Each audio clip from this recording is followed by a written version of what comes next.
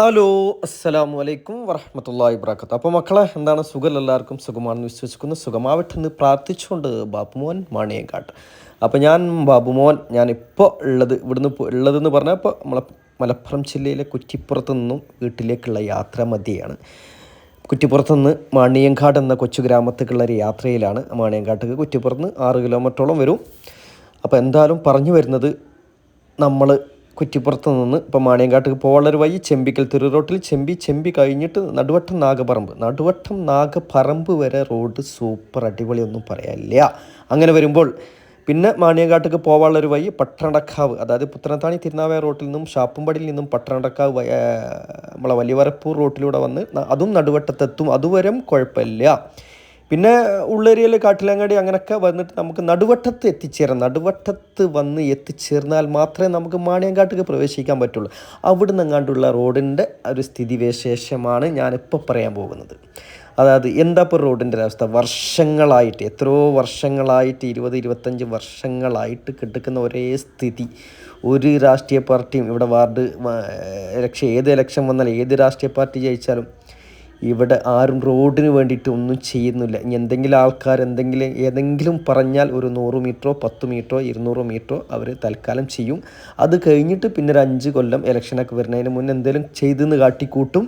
അപ്പോൾ അതിന് പഴയ ചെയ്തത് കേട് വന്നിട്ടുണ്ടാവും. ഇതാരും നമ്മൾ കുറ്റം പറയില്ല, കാരണം എല്ലാവരും രാഷ്ട്രീയപരമായിട്ട്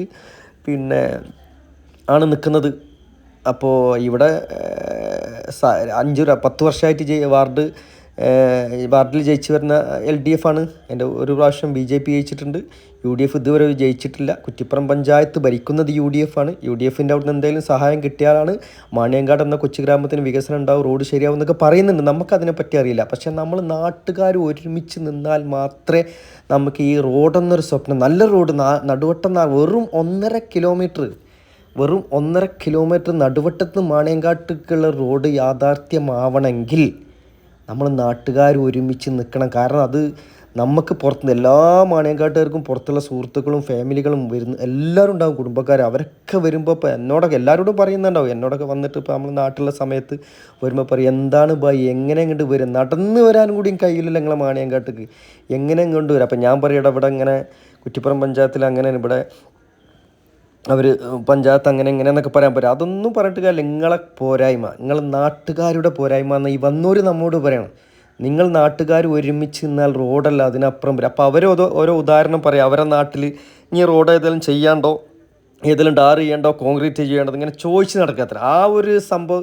ഇത് സത്യമാണ് പറയുന്നത്. മലപ്പുറം ജില്ലയിൽ ഇങ്ങനത്തെ ഒരു റോഡില്ല. ഇങ്ങനത്തെ ഒരു മാണിയങ്കാട് എന്ന് പറഞ്ഞാൽ ഒരു കൊച്ചു ഗ്രാമമാണ്, ഒരു ദ്വീപ് മാതിരിയാണ് മാണിയങ്കാട്. വേറൊരു വഴിയില്ല. നമുക്കൊന്ന് പുറത്ത് പുത്തനത്താണിക്ക് പോകണമെങ്കിൽ, ഒന്ന് കുറ്റിപ്പുറം പോകണമെങ്കിൽ, തിരൂര് പോകണമെങ്കിൽ ഞാൻ ഈ പറഞ്ഞ വഴിയിലൂടെ മാത്രമേ പുറത്തു പോകാൻ പറ്റുള്ളൂ.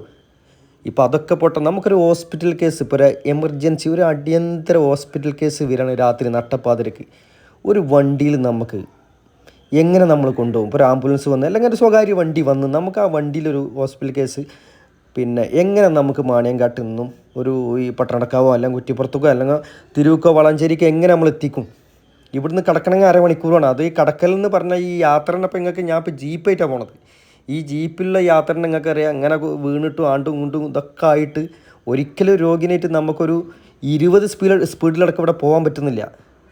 20 സ്പീഡിൽ കൂടുതൽ അതിലടക്കം നമുക്കിവിടെ യാത്ര ചെയ്യാൻ പറ്റുന്നില്ല. അപ്പോൾ എല്ലാവരും ഗൗരവപരമായിട്ട് ചിന്തിക്കേണ്ട ഒരു വിഷയമാണ്. കാരണം അവിടെ കക്ഷി രാഷ്ട്രീയം മറന്നിട്ട് ഏത് രാഷ്ട്രീയ നേതാവിനെയാണ് കാണാൻ പറ്റുക, ആരെക്കൊണ്ടത് ചെയ്യാൻ പറ്റുക എന്നൊക്കെ അറിഞ്ഞിട്ട് നമ്മൾ ഒരുമിച്ച് നിന്നാൽ മാത്രമേ നമുക്ക് ഒരു നല്ല റോഡെന്നൊരു സ്വപ്നം മാണിയങ്കാട്ടൊക്കെ യാഥാർത്ഥ്യമുള്ളൂ.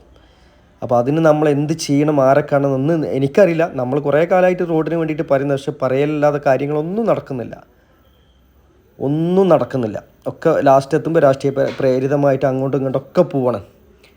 എന്തായാലും ഈ ഒരു വീഡിയോ കണ്ടിട്ട് നിങ്ങളുടെ അഭിപ്രായം, പുറത്തുനിന്ന് കാണുന്നവരെല്ലാവരും ഉണ്ടാവില്ലേ, നിങ്ങളുടെ അഭിപ്രായം ഈ ഒരു റോഡിന് വേണ്ടിയിട്ട് നമ്മളിനി എന്താണ് ചെയ്യേണ്ടത്, ആരെ കാണണം, എങ്ങനെ ചെയ്യണമെന്ന് ഒന്ന് നിങ്ങൾ പറഞ്ഞാൽ വളരെ ഉപകാരമായിരുന്നു. കാരണം നമുക്ക് എന്താണ് ചെയ്യേണ്ടതെന്ന് നമുക്ക് അറിയുന്നില്ല.